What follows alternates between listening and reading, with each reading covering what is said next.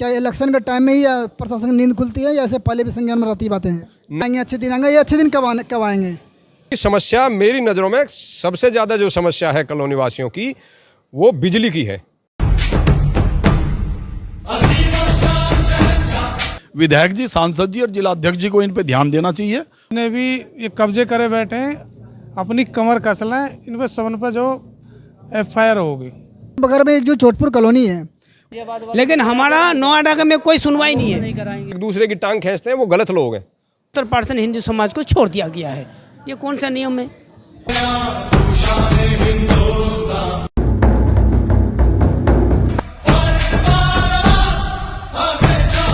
नोएडा का जिला का अध्यक्ष अलग है, गाजियाबाद का अलग है, लेकिन नोएडा का काम गाजियाबाद में क्यों होता है?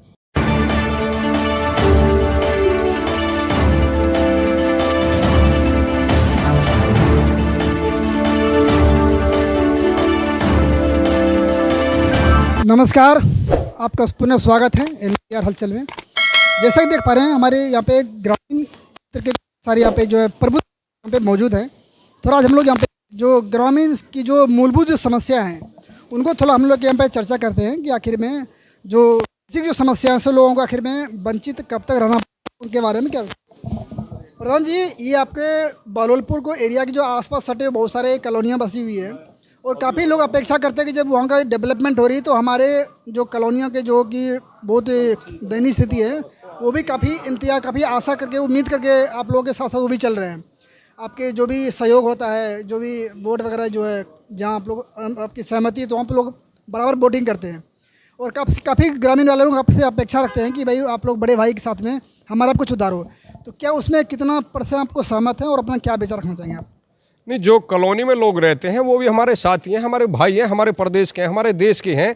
उनकी समस्या मेरी नज़रों में सबसे ज़्यादा जो समस्या है कॉलोनी वासियों की, वो बिजली की है और ये लंबे समय से मांग उठाई जा रही है। अभी पीछे एक मीटिंग हुई थी, मैंने देखा था, एक किसान नेता है सुखबीर खलीफा, वो हमारे राष्ट्रीय अध्यक्ष हैं, उन्होंने भी एक बिजली की मांग उठाई थी कि कॉलोनी वासियों को बिजली दी जाए। और रास्ते के बारे में भी विधायक जी के माध्यम से या सांसद जी के माध्यम से कुछ रास्ते बनाए गए हैं, लेकिन बहुत सारे रास्ते ऐसे हैं जो वो अभी तक नहीं बने हैं और वहाँ पर हालत खराब है। आप जानकारी कर सकते हैं, देख सकते हैं। तो कॉलोनी वासियों के लिए भी हम रात दिन उनके साथ हैं, जब भी वो आवाज़ लगाते हैं हम और वो एक साथ खड़े रहते हैं। सर, आपके बगल में एक जो चोटपुर कॉलोनी है, वहाँ की जो मुख्य जो सड़कें हैं, जहाँ पे मुझे लग रहा है कि यहाँ पे करीब कई हज़ारों के तादाद में लोग जो है निकलते हैं, लेकिन उनको घुटने पर पानी से उनको जो है ना उसमें घुस के उसमें गुजर के जाना पड़ता है और कहीं भी यदि जाते तो वो अपने रिश्तेदारों वगैरह को बुला नहीं पाते हैं कि उनकी जो हालत को देखते हुए। तो आखिर में आप लोग उन लोगों को क्या आश्वासन देते कि आप लोग देखिए, जो छजारसी कॉलोनी है वहाँ से लेकर के NH-24 शहर आगे चले जाओ, ये गांव है लगभग 3 लाख, चोटपुर, बहलोलपुर, गढ़ी, सौर का, ये लगभग 3 लाख आबादी इसमें है। तो जो आप बता रहे हैं मुख्य रास्ते, बहुत सारे रास्ते अभी ख़राब हैं, उनमें पानी भरा हुआ है। आप ठीक कह रहे हैं, हम उन रास्ते के लिए मांग उठाते रहे हैं कॉलोनी वासियों के साथ भी, अलग भी। अभी भी पीछे मैंने एक मांग उठाई थी कॉलोनी के लिए, जो गढ़ी चौखंडी का शमशान का रास्ता है, वो नदी के किनारे पर शमशान बना हुआ है। तो पुस्ता रोड से वो हमने मांग उठाई अथॉरिटी में भी और विधायक जी के माध्यम से भी। तो हमारी लगभग वो मांग मान ली गई है। जो शमशान का रास्ता गढ़ी चौखंडे और कॉलोनी में होकर के गुजरता है, तो वो लगभग 1 महीने में उसमें काम चालू हो जाएगा। तो हम फिर भी ये मांग रखते हैं। ये मैंने कुछ जानकारी मुझे मिली है कि वो जो मुख्य जो रास्ता है चोटपुर वाला, जो ना बनने की वजह है कि कुछ लोगों ने विरोध में एप्लीकेशन डाले। अभी जो है जानकारी मिली है कि 450 मीटर का जो है रोड को माप के लेके गए हैं, उस पर जो स्टे का नोटिस लग गया, स्टे का ऑर्डर लग गया हुआ, जिसके वजह से वो काम रुक गया है, क्योंकि काफ़ी सारे यहाँ पर लोगों का विरोध भी हो रहा है। तो उस पर क्या विचार रखना चाहिए? देखिए, ये गिट्टी प्लांट वाला जो रोड है, वो रोड खराब हुआ है, उस पर पानी भरा रहता है। मैं मानता हूँ कि जो विरोध कर रहे हैं उन लोगों की बात नहीं माननी चाहिए, उसका मरम्मत करके उसको दुरुस्त किया जाए। रास्ते को जो एप्लीकेशन लगा रहे हैं वो नहीं माननी चाहिए। एक दूसरे की टांग खींचते हैं, वो गलत लोग हैं। उनकी बातों से किसी अधिकारी को, किसी विधायक जी को सहमत नहीं होना चाहिए और उस रास्ते को दुरुस्त करना चाहिए। रास्ते दुरुस्त करना बहुत ज़रूरी है। बहुत संख्या में आबादी बसी हुई है। अभी मैंने बताया लगभग 3 लाख लोग हमारी कॉलोनी में रहते हैं। तो सर, ये जो अभी क्या नाम था, ये माननीय रघुराज सिंह जो हमारे मंत्री हैं, और उनके जो प्रतिनिधि हैं सचिन यादव जी, तो उन्होंने अपनी बातें में बताया था कि इस पे जो है ना कई सारे बन तो जाते पहले, लेकिन इसमें जो है स्टे का इसमें जो है आपके विरोध में कई सारे एप्लीकेशन लगे हुए हैं जिसके बस ये काम रुका हुआ है। नहीं, सचिन यादव जो वो हैं प्रतिनिधि, वो हमारे गांव से ही हैं, लड़के अच्छे हैं, काम करते हैं, लेकिन ये रोक लगाने वाली बात, स्टे वाली बात, ये कहाँ से आई? इस पे स्टे क्यों लगेगा? ये मेन रास्ते पे स्टे का क्या मतलब है? वो कोई एलएमसी जमीन नहीं है, वो किसी के घर में नहीं बनना रास्ता, वो रास्ता मेन रास्ता है, पहले से रास्ता है, तो उस पर स्टे का मतलब क्या है? वो इस स्टे को दरकिनार करते हुए उस रोड को बनवाना चाहिए।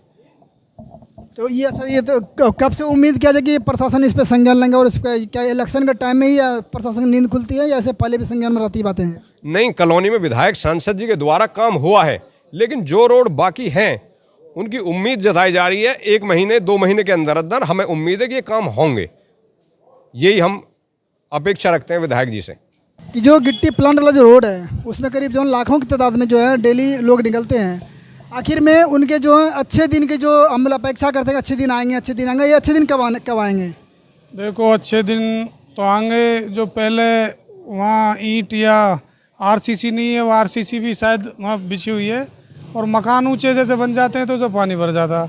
कोशिश विधायक जी से भी करेंगे, और मेरे भी अंडर में आता है, मैं RW अध्यक्ष हूँ परमवीर यादव बहलोलपुर से। वो सारी कॉलोनी 25 फुटा से लेके और काली मंदिर जो है परतला वाला, वहाँ तक मेरे अंडर में आता। कोशिश करूँगा, आपके साथ खड़ा हूँ हर तरह से, कि जल्दी जल्दी उन चीज़ों का निवारण करा जाए। चलो भाई जी, सबसे अपेक्षा वो अध्यक्ष जी, हमारा भी रास्ता है मेन मंदिर वाला, उसको भी करवा दो, और इनका भी है। ये 5-7 रास्ते ऐसे हैं कॉलोनी में जो मेन रास्ते हैं, ये होने चाहिए, बहुत ज़रूरी है। विधायक जी, सांसद जी और जिला अध्यक्ष जी को इन पे ध्यान देना चाहिए। बहुत पब्लिक उनसे जुड़ी हुई है, उनका साथ दे रही है, वोट दे रही है, समर्थन कर रही है। यहाँ पे बारात घर में ये जो प्रोग्राम रखा गया है, ये बहुत अच्छा प्रोग्राम ये रखा गया और बहुत अच्छा सफल भी हुआ है। लेकिन जो दिक्कतें हैं, परेशानी है, वो गांव की भी और कॉलोनी की भी अगर सुनी जाएं तो उसमें विधायक जी का और नाम होगा और उनका वर्चस्व लहराएगा। तो मैं तो यही अनुरोध करता हूं कि जो भी समस्या है उनको निपटाया जाए। और ये जो आप वाला जो रास्ता है, ये तो बहुत ज़रूरी है, बहुत पुराना, ये 3 बार बन चुका है, लेकिन 3 साल में फिर ऐसा ही हो जाता है। तो इन कामों पे ध्यान देना चाहिए। और ये आरसीसी का अगर बन जाए तो बहुत अच्छी बात है। और बहुत बहुत धन्यवाद आपके चैनल को भी, जो आप इतनी हमारी समस्याओं को समय समय पर उठाते रहते हैं। जय भारत। एक समस्या और है, चाहे चोटपुर हो, चाहे सजारसी हो, चाहे बहलोलपुर हो, बहलोलपुर चौकी से लेके और अंडरपास तक रोड 3.5 मीटर, उसके बाद 5.5 मीटर कर दियो।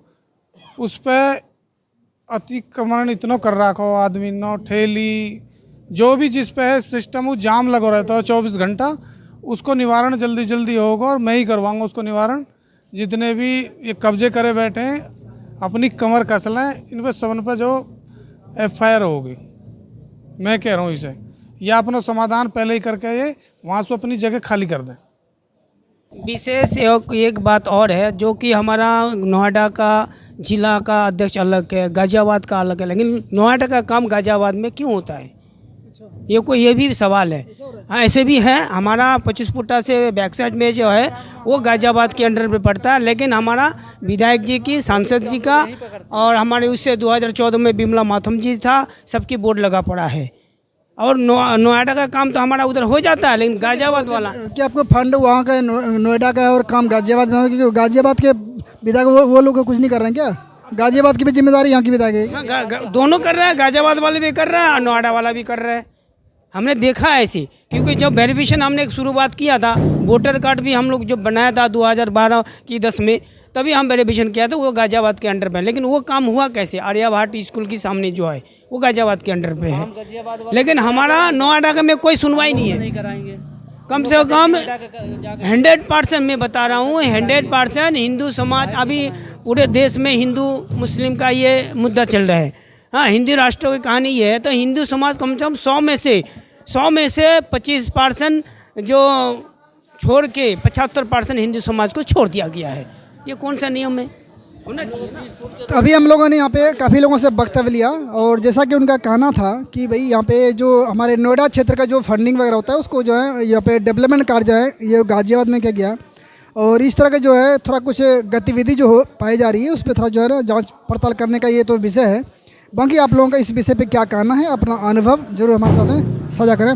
और उम्मीद करता हूँ कि इस पे जो है हमारे जो है प्रशासन जल्दी इस पर संज्ञान लें, और माननीय पंकज भैया से भी उम्मीद करते हैं कि इस पर जल्दी समाधान किया जाए। बाकी इस तरह के तमाम खबरों के लिए बने रहिए NCR हलचल।